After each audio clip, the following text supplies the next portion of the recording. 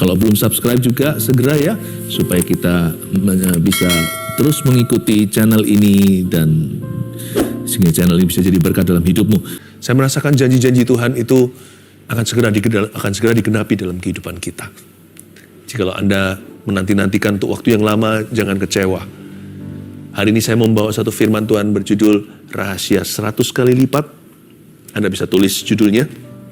Ya, rahasia 100 kali lipat. Sebenarnya menghasilkan 100 kali ganda itu tidak mustahil sama sekali. Asal kita mengerti kuncinya. Jikalau kita mengenali kunci yang dari Allah, hidup kita akan berubah. Kita buka bersama-sama di kitab Kejadian, pasal yang ke-26, ayat 12. Cerita tentang Ishak, keturunan Abraham. Kita juga keturunan Abraham loh. Anda dan saya, kita punya patron iman. Seperti Abraham, kita menanti janji dan Tuhan pasti akan genapi. Nah sekarang kita pelajari tentang putra mahkotanya. Ishak namanya. Maka menaburlah Ishak di tanah itu, dan dalam tahun itu juga ia mendapat hasil 100 kali lipat. Sebab ia diberkati Tuhan. Dan orang itu menjadi kaya, bahkan kian lama, kian kaya, sehingga ia menjadi sangat kaya. Saya jelaskan dulu. Sekalipun Ishak itu adalah anak orang kaya, kita tahu Abraham itu kaya raya. Tapi dia nggak punya mental anak orang kaya. Nah inilah rahasia 100 kali lipat, karena Tuhan berurusan dengan Ishak. Nggak ada urusan sama papanya.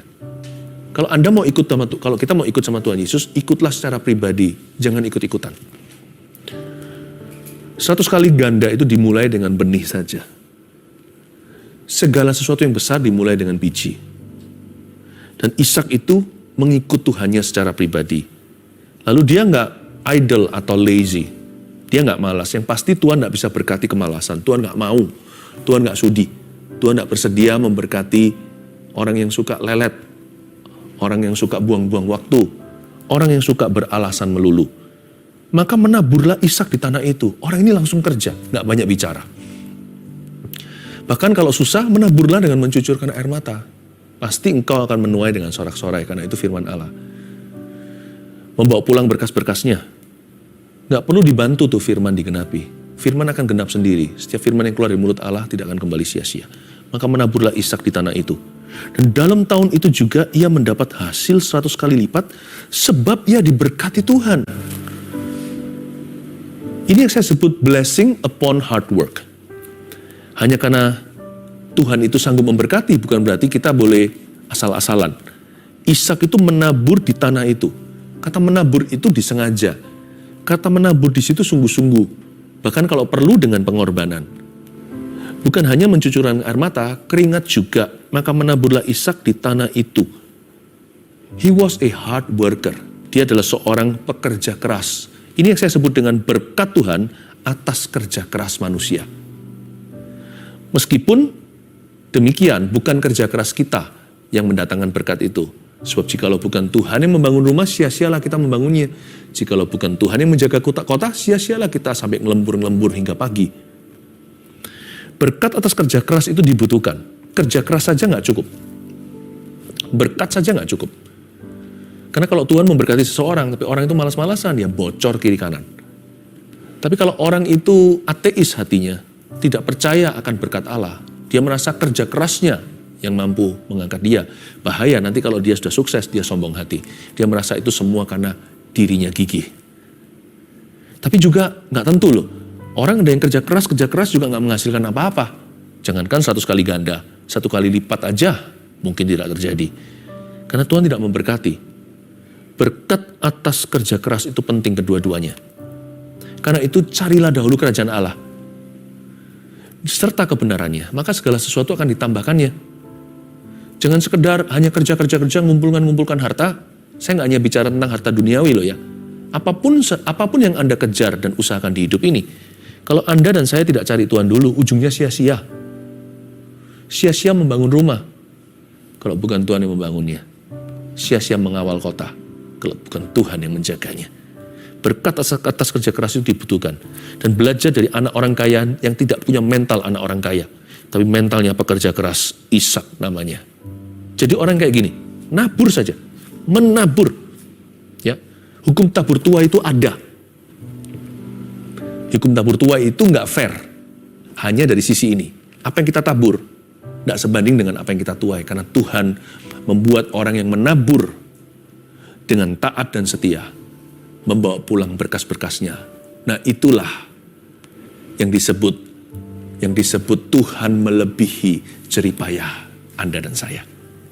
Makanya ketika kita membawa tuaian pulang ke rumah, tidak bisa kita berkata karena jeripayah. Itu semua berkat Allah. Nggak sebanding soalnya pengorbanan yang kau berikan dengan berkat yang kau bawa pulang. Itu semua adalah berkat Allah.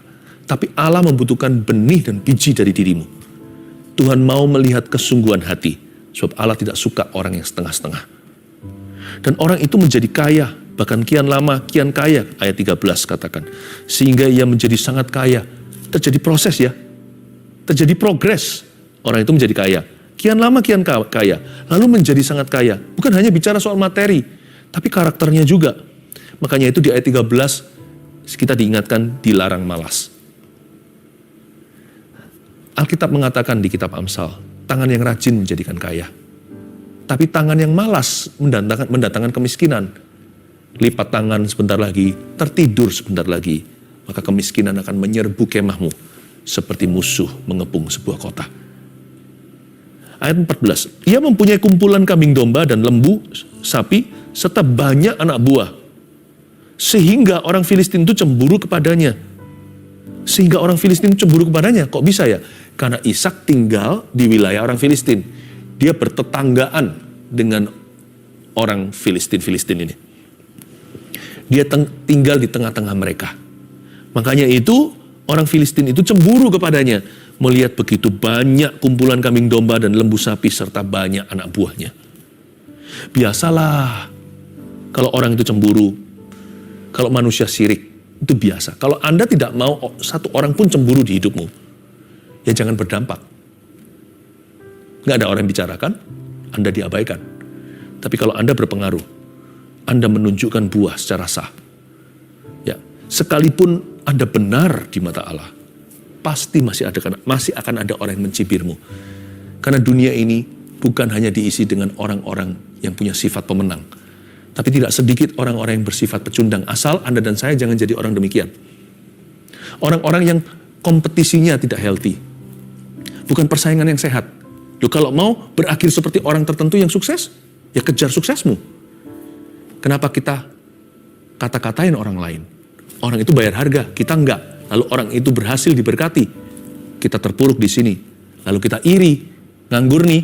Daripada nggak berbuat sesuatu, mending mencibir orang itu. Selalu akan ada orang yang demikian. Orang-orang yang tidak mau maju, orang-orang yang dipanggil juga nggak mau datang, didorong juga tidak mau melaju. Tapi orang-orang ini akan selalu mencibirmu.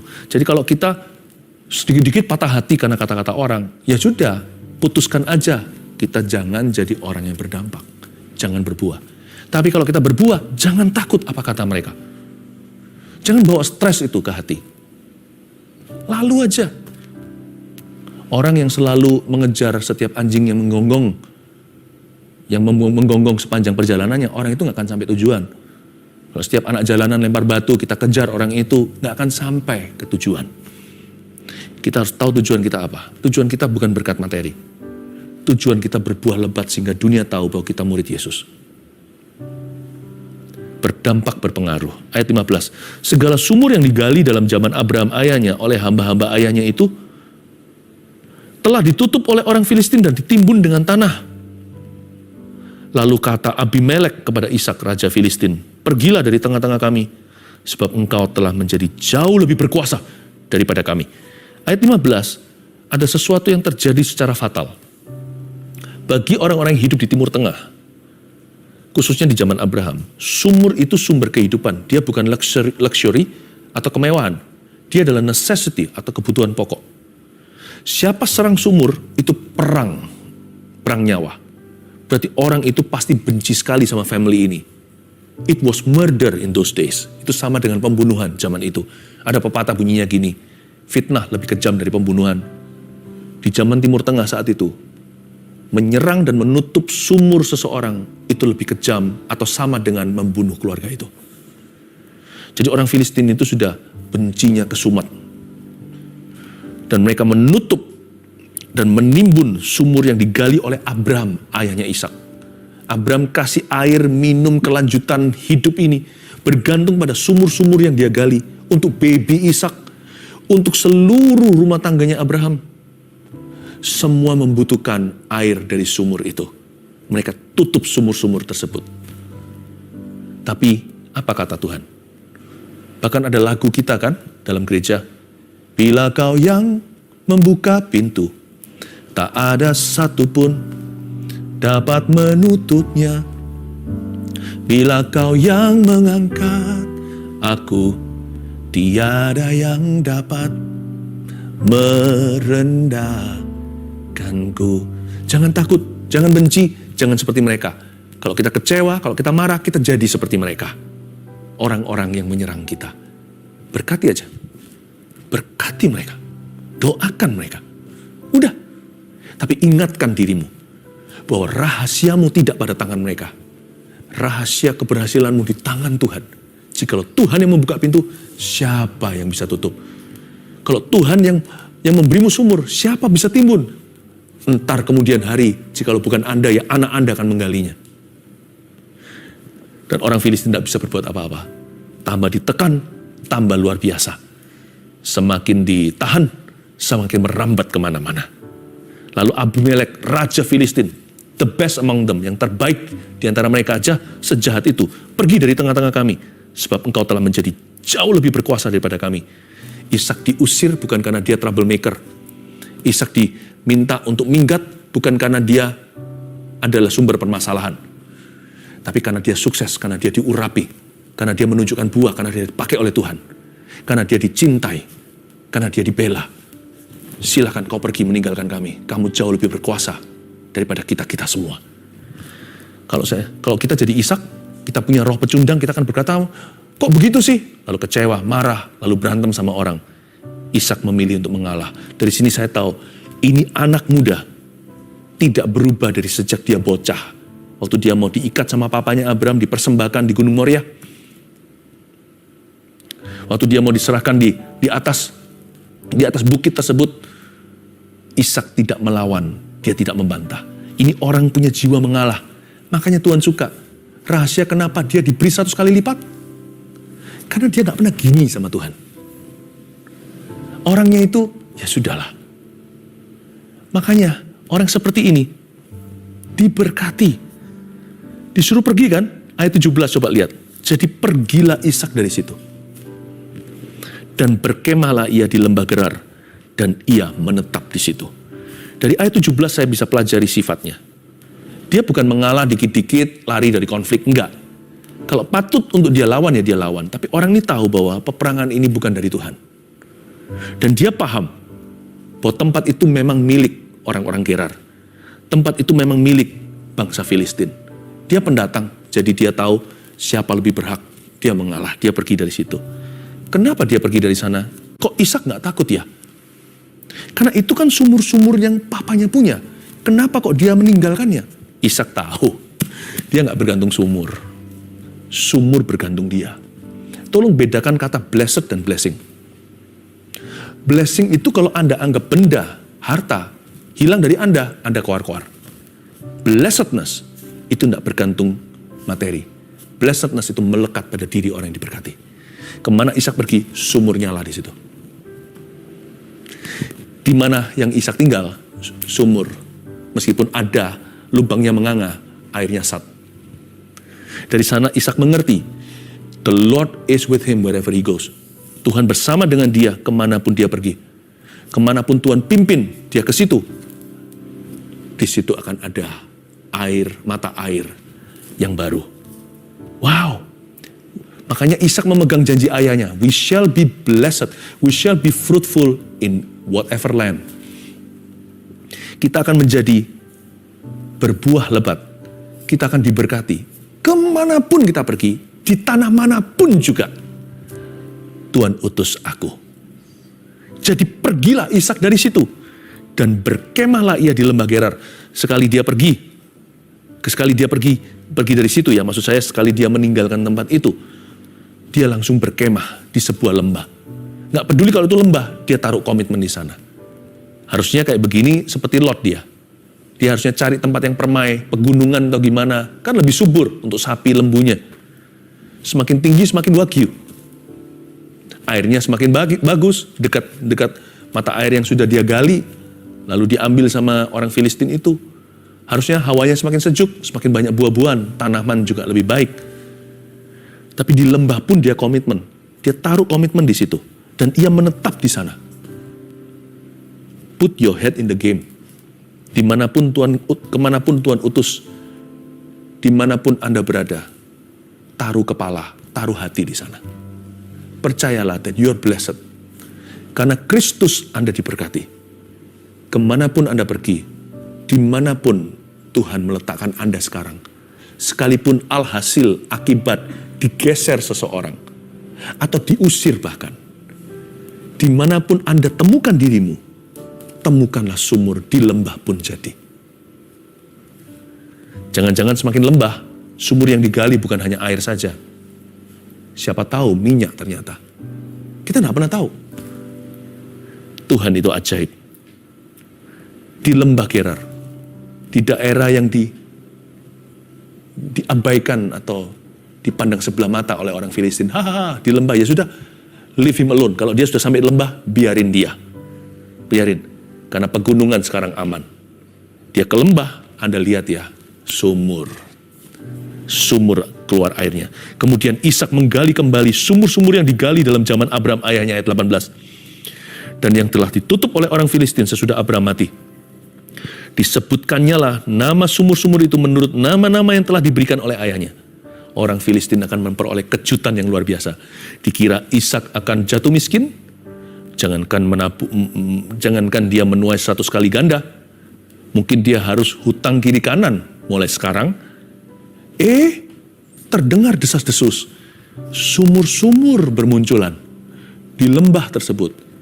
Bahkan orang-orang Filistin, ya, penduduk Gerar, tidak nafsu dengan dataran-dataran yang rendah, lekukan-lekukan bumi itu, yang panas mungkin, yang tandus.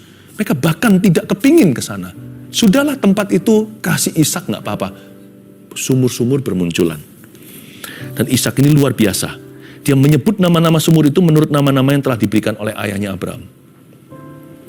Berarti dari sini secara profetik bicara sama kita, bahwa apa yang Allah kerjakan dalam kehidupan orang lain, ketika Tuhan memberkati taburan mereka, berarti juga bisa terjadi sama kita.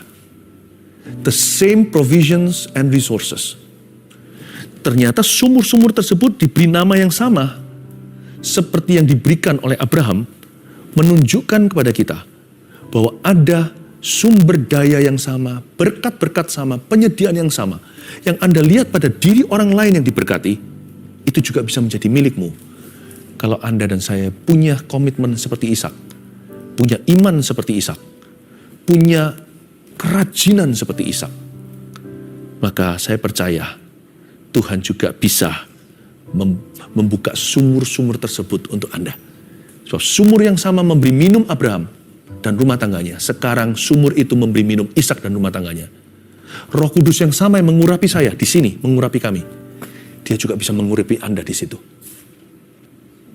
Apa yang Anda lihat orang lain alami, kalau yang lain ditolong, Anda bisa berkata dengan GR nggak apa-apa. Saya juga.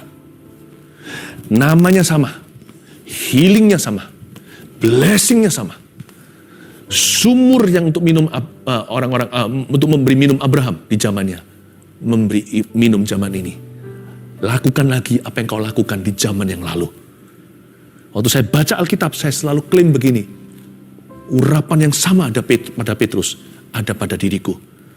Urapan yang sama pada Abraham, ada pada diri kami. Yang kulihat bagaimana Allah bekerja dalam diri Paulus, aku juga rindukan yang sama. Tuhan itu tidak pandang bulu, Tuhan tidak pernah bertukar bayangan. Yesus tidak pernah berubah, dia tetap sama dahulu, sekarang, sampai selama-lamanya. Bukan sumur itu, tapi janji Tuhan yang memberi makan. Janji Tuhan yang memberi minum. Ishak minum dari sumur yang sama, yang sudah seharusnya mati kutu. Udah ditimbun, itu udah berabad-abad. Gak mungkin ada airnya. Digali dengan tangan yang sama, dengan iman yang sama, dengan komitmen yang sama, muncul lagi semburan airnya. Don't envy other people's blessings. Claim them. Jangan iri dan cemburu akan berkat orang lain. Berbahagialah kalau orang lain diberkati dan dipakai Tuhan lebih dulu. Lalu dengan rendah hati, klaim itu. Kalau orang lain ditolong, saya juga. I believe that also for me. Aku percaya itu juga untuk aku dan keluargaku. Kan gak apa-apa itu. Itu bukan iri hati. Itu iman namanya. Kalau nafsu jelek, negatif, perasaannya negatif, sikap hatinya salah, nah itu nafsu. Tapi kalau kita memberkati dulu dan kita berkata, I'm happy for you. Lalu kita berkata, aku juga percaya itu untuk diriku. Itu iman namanya. Itu imannya wanita Siro Fenisia. Remah-remah yang dari meja anak pun aku mau. Anak-anak kerajaan Allah di mejanya ada roti. Kuterima hanyalah serpihan-serpihannya. Aku pun sembuh. Tuhan senang iman yang kayak gitu. Tuhan puji wanita itu dan berkata, iman seperti ini gak ada di seluruh Israel. Orang Israel zaman itu terlalu gengsi. Mari kita jangan gengsi ketika mengklaim janji. Berkata, Lord, that is also for me. Itu juga untuk diriku. Amin. Ayat 19. Ketika hamba-hamba Ishak menggali lembah itu, mereka mendapati di situ mata air yang berbual-bual airnya. Ini luar biasa. Karena di zamannya Abraham hanya ada air, tapi di zamannya Ishak berbual-bual airnya. Perbedaannya di sini. Zaman papa segini, hanya semata kaki. Zaman Ishak sudah berenang-renang di dalam sungai kehidupan. Tahukah, makin lama pernyataan kuasa Allah akan semakin bertambah sebab waktunya singkat. Tahukah Anda sedang berada di dalam arus deras kuasa kerajaan sorga? Jangan jadi orang kecewa dong. Jangan jadi orang on and off dan menjauhi Tuhan. Jangan jadi orang yang sukanya ngeliatin orang lain. Rugi. Kita berada di ujung zaman di mana kerajaan Tuhan itu tingkap langit terbuka. Bukan supaya kita jadi orang yang serakah, minta harta-harta, bukan ya. Maksud saya adalah pengalaman dengan Tuhan. Minta itu. Lalu bertengkarlah para gembala Gerar dengan para gembala Ishak. Kata mereka, air ini kepunyaan kami. Dan Ishak menamai sumur itu Esek karena mereka bertengkar dengan dia di sana. Kan lucu. Dulu gak ada yang mau gali. Semua orang meremehkan dan meragukan. Sekali Ishak ada di sana, berbual airnya, langsung mereka klaim. Air ini punya kami. Lalu dirampas dari Ishak. Sumur itu diberi nama Esek karena mereka bertengkar di sana. Tadinya lembah Gerar, orang-orang Gerar, bahkan orang-orang Gerar pun gak kepingin lembah itu. Udah biarin aja. Itu dijual juga gak laku. Sekali Ishak menjadikan sesuatu yang lukratif atau menguntungkan, mereka semua mau. Kan begitu selalu. Selalu akan ada orang yang aji mumpung. Saya kira Ishak pasti akan marah. Angkat senjata, ayo perang saudara. Tapi ayat 21, kemudian mereka menggali sumur lain. Dan mereka bertengkar juga tentang itu. Maka Ishak menamai sumur itu Sitna. Sumur kedua digali. Sumur pertama kan membuat bertengkar. Lalu dia begali sumur kedua. Udahlah. Kalau bahasa Chinese-nya, swanallah. Ya udahlah. Udah, dia gali lagi. Membual lagi airnya. Di situ juga dikejar sama musuh. Itu juga punya cuma kita. Itu juga punya kami. Orang yang tidak mau berusaha, hanya mau makan hasil akhirnya. Tapi itu tidak mematahkan semangat Ishak. Kalau kita jadi Ishak harusnya 2 kali bisnis gagal, udah kecewa.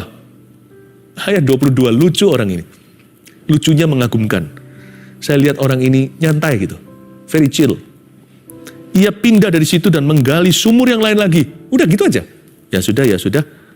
Gua pindah, gali sumur yang lain lagi. Very cool. Ini orang yang hatinya keren. Tetapi tentang sumur itu mereka nggak bertengkar. Sumur itu dinamainya Rehobot. Ini sumur ketiga. Dan ia berkata, sekarang Tuhan telah memberikan kelonggaran pada kita sehingga kita dapat beranak cucu di negeri ini. Belajar dari Ishak ya, inilah pesannya. Miliki hati yang longgar untuk memaafkan. Untuk melepaskan, let go. Miliki hati yang longgar untuk mengalah. Dan miliki hati longgar untuk memberi. Ishak berkata, ya sudahlah. Hitung-hitung Esek adalah untuk memberkati mereka. Hitung-hitung Sitna adalah mengembalikan ke komunitas Gerar. Aku kan menetap di sini sekian lama. Bukan biaya kuliah. Kan aku gak berbuat salah. Tapi sebagai amal sosial saya.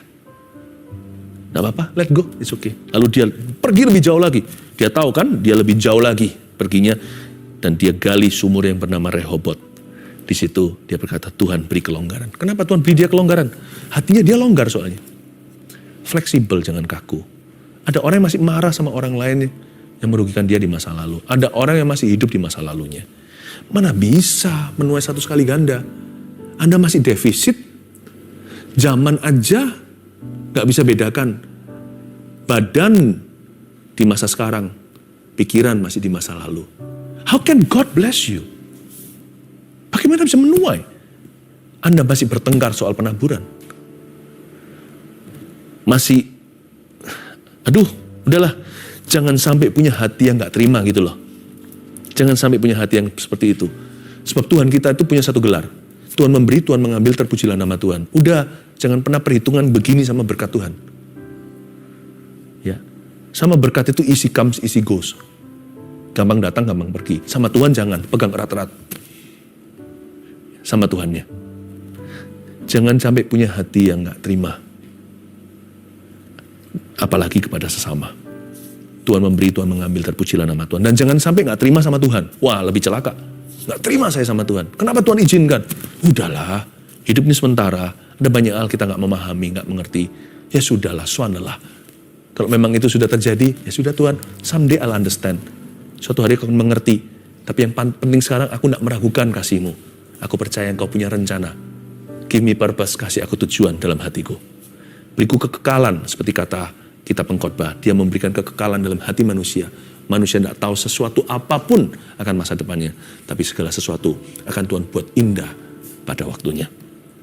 Dari situ ia pergi ke Beersheba. Malah bikin kota, ayat 23. Anda harus tahu Beersheba dibangun di atas dasar sumur. Lalu pada malam itu Tuhan menampakkan diri kepadanya serta berfirman, Akulah Allah ayahmu Abraham. Jangan takut ya, sebab aku menyertai engkau.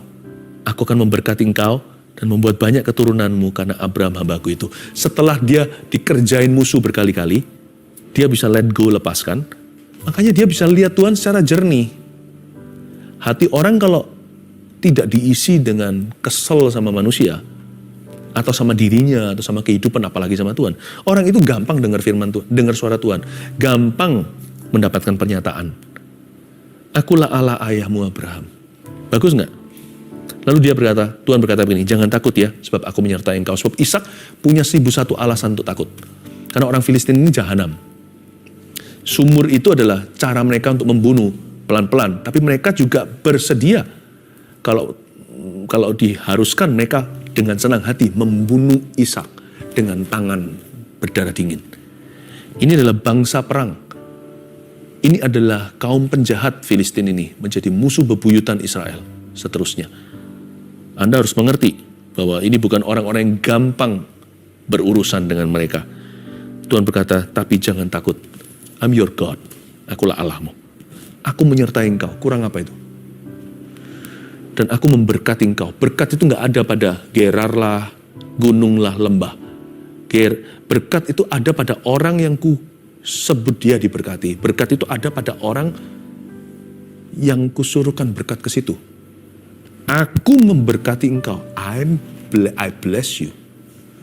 Udah, pergi. Tangan hampa. Pergi orang-orangan. Bawa badan. Hanya pakaian melekat di tubuhnya. Gak apa-apa. And you are going to reap. Dan kamu akan menuai 100 kali lipat. Karena aku menyertaimu dan memberkatimu. Dan membuat banyak keturunanmu karena Abraham hambaku itu. Ayat 25. Sesudah itu Ishak mendirikan mezbah. Nah ini indah. Ishak mendirikan mezbah di situ dan memanggil nama Tuhan. Yang pertama kan. Lalu ia memasang kemahnya di situ. Setelah dia bangun mezbah, dia pasang kemah. Lalu hamba-hambanya menggali sumur di situ. Ketemu satu lagi sumur setelah Rehobot. Jadi total ada 4.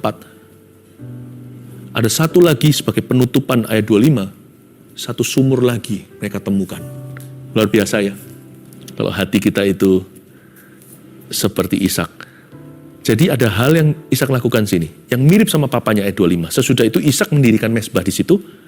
Dan memanggil nama Tuhan. Lalu ia memasang kemahnya di sana. Mendirikan mezbah, memasang kemah. Persis seperti papanya Abraham. Hidupnya dipenuhi dengan bangun mezbah, pasang kemah. Ini yang saya sebut a life of worship and trust. Abraham itu menduduki tanah Kanaan sebagai hak miliknya, tapi dia memilih tinggal di tenda. Dia memilih untuk percaya Tuhan. Hanya dengan fondasi iman. Dia nggak taruh harapan pada materi, building, bangunan, program. Simple. Kemana-mana hidupnya hanya ditandai dengan membangun mezbah, mendirikan mezbah, dan memasang kemah. Dan Ishak meniru papanya. Hidupnya dipenuhi dengan a life of worship and trust. Dia percaya, I trust him. Aku ini hanyalah orang kepercayaan Allah. Semua itu hanya lewat belaka. Tidak pernah ada satupun yang kumiliki. Pulang ke rumah Bapa suatu hari, ku tidak membawa apa-apa. Jadi dia hanya sibuk dirikan mezbah dan pasang kemah. Pasang kemah, kelola. Udah.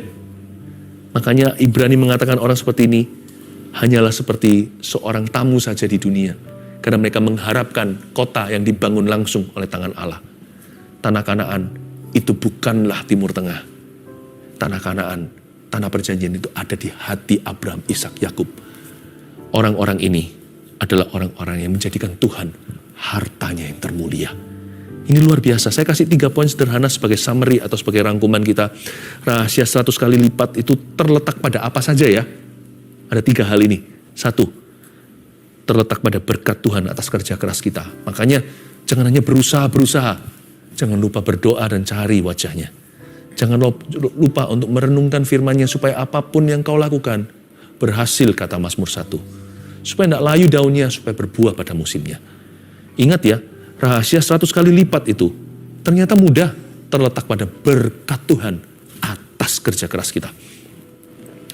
Ya, dilarang malas ya, gak boleh malas, harus menabur seperti Ishak.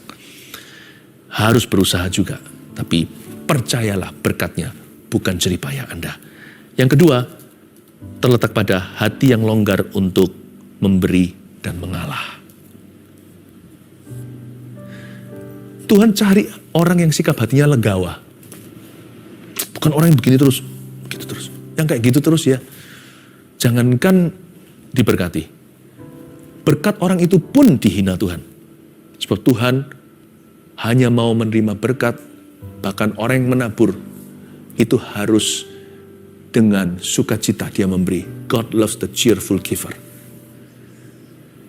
Jadi orang itu yang legawa. Ternyata rahasia 100 kali ganda itu ada pada hati yang longgar untuk mengalah serta memberi. Yang terakhir, seperti Ishak dan Abraham yang mendirikan mezbah dan memasang kemah, hidup yang senantiasa menyembah. Luar biasa. Worship is supernatural. Tahukah Anda? Ishak itu hidupnya diwarnai dengan menyembah, dirikan mezbah.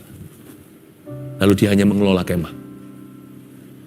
Ternyata worship draws the supernaturals. Menyembah Tuhan itu menarik perkara-perkara supernatural. Saya tidak berkata bahwa kita menyembah Tuhan ada maksudnya, ada maunya supaya diberkati secara materi. Bukan. Atau pikiran duniawi, bukan. Menyembah Tuhan itu karena Tuhannya. Tapi jangan lupa loh, Tuhan sendiri berkata, dia bertahta di atas pujian umatnya.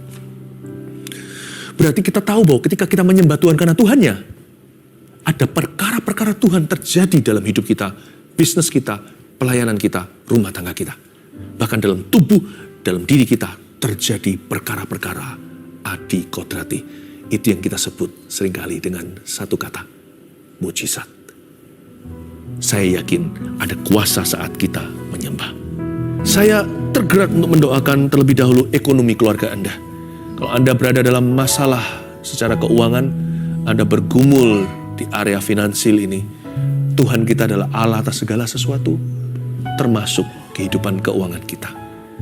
Mari saya ajak Anda untuk berdoa bersama-sama, masukkan terus di live chat. Kalau Anda bergumul di area ini, saya mau doakan itu dulu. Termasuk mereka yang sakit juga, masukkan di sana. Tuhan, aku lagi sakit, tolong doakan kami. Tuh. Saya ajak Anda untuk berdoa bersama-sama. Ulurkan tanganmu, atau lebih tepatnya angkat aja tangannya. Saya akan tumpangkan tangan di sini memberkatimu. Tuhan suruh ada satu orang untuk berubah karena dia mengeluh terus dan dia mengasihani diri sendiri. Itu yang Tuhan benci. Roh mengasihani diri sendiri itu bukan dari Roh Kudus, itu dari roh jahat. Jangan terus mengeluh dan berkata, aku kok enggak seperti orang itu. Kenapa orang itu diperhatikan? Selalu iri. Kalau orang lain dapat marifat, orang lain dapat nubuat, berkata, iya orang yang gitu yang diperhatikan. Kenapa aku yang terpuruk enggak? Kenapa aku yang lebih malang ini, lebih kasihan, lebih jatuh miskin ini? Kok enggak pernah Tuhan sebut apa-apa? Tuhan akan sebut. Saya ulangi, Tuhan akan sebut Anda. Sampai Anda bertobat. Dari sikap hati seperti itu. Itu yang Tuhan benci. Tuhan tidak membenci dirimu. Tuhan benci sikap suka mengasihani diri sendiri. Termasuk kalau orang yang sakit. Tidak perlu merasa seperti pasien. Kita sudah otomatis pasien kalau kita ke rumah sakit. Kita harus jadi anak Tuhan. Yang sakit juga masukkan. Semua terus mengalir ribuan ini di tangan saya. Ketika kita menyembah Tuhan, sesuatu akan terjadi. Percayalah, yakinlah. Sekalipun kita tidak minta pun ya, Tuhan bertata di atas pujian, akan ada hujan. Urapan Tuhan akan menjamahmu. Rahasia 1 kali lipat itu sudah di tangan. Mari kita angkat tangan kita. Tuhan berkati setiap orang yang bergumul dan keluarga yang bergumul secara ekonomi. Pergumulan besar, pergumulan kecil, setiap levelnya Tuhan lawat dan Tuhan tilik. Tuhan bukakan tingkap langit untuk mereka. Dan ajari setiap kami untuk belajar menabur ya Tuhan. Bukan hanya kami menerima, tapi belajar untuk memberi dan mengalah. Terima kasih Tuhan. Jamah Tuhan. I believe from now on, mulai hari ini akan ada banyak mujizat keuangan terjadi dalam kehidupan per family. Tuhan buka tingkap langitnya. Dalam nama Yesus. Saya merasakan dari satu orang yang frozen shoulder. Atau yang pundaknya ini seperti beku. Tidak bisa diangkat sampai ketinggian tertentu. Dan kalau diangkat tuh sakit sekali. Ada yang karena kecelakaan, ada yang karena memang usia mulai begitu. Tuhan sedang lepaskan itu. Saya dengar seperti suara tulang bergerak. Seperti sendi yang sedang bergeser. Tuhan sedang menyembuhkan Anda. Mulai pelan-pelan angkat itu di dalam nama Yesus Kristus. Tuhan sudah menyembuhkanmu. Ada satu orang yang sudah lumpuh 2 tahun. Bukan dari lahir. Karena kecelakaan sepeda motor. Dan Anda telah lumpuh. Dan kaki Anda telah menjadi kecil karena tidak pernah dipakai ototnya. Tapi sekarang Tuhan memerintahkan kepadamu. Memerintahkan kesembuhan datang ke tubuhmu. Dalam nama Yesus, emas dan perak tidak kuberikan kepadamu. Tapi apa yang kupunya kuberikan padamu dalam nama Yesus. Saudaraku, berjalanlah. Roh kecelakaan itu aku tengking, pergi meninggalkanmu beserta semua traumanya. Terimalah kesembuhan. Anda akan bekerja lagi. Setelah ini Anda akan aktif memperoleh pekerjaan lagi. Roh Kudus beritahu saya, Anda akan dapat pekerjaan lama. Pekerjaan dulu yang Anda tinggalkan, bos akan memanggil Anda kembali. Karena Anda dulu bagus di situ. Karena kecelakaan ini, Anda harus istirahat di rumah. Tapi mulai hari ini, Allah akan memberkati seluruh hidupmu. Tuhan sayang pada Anda semua. Keluarga Saat Teduh. Mari kita angkat tangan, terimalah berkat dari Allah Bapa, Putra, Roh Kudus. Menyertai setiap orang yang percaya. Berkembang, bertumbuhlah, berbuahlah 100 kali lipat. Oleh karena Tuhan beserta dan berkenan kepada Anda dan saya. Terima kasih Tuhan Yesus. Kau maha cinta, maha kasih. Dan kami mengasihimu. Dalam nama Yesus, amin.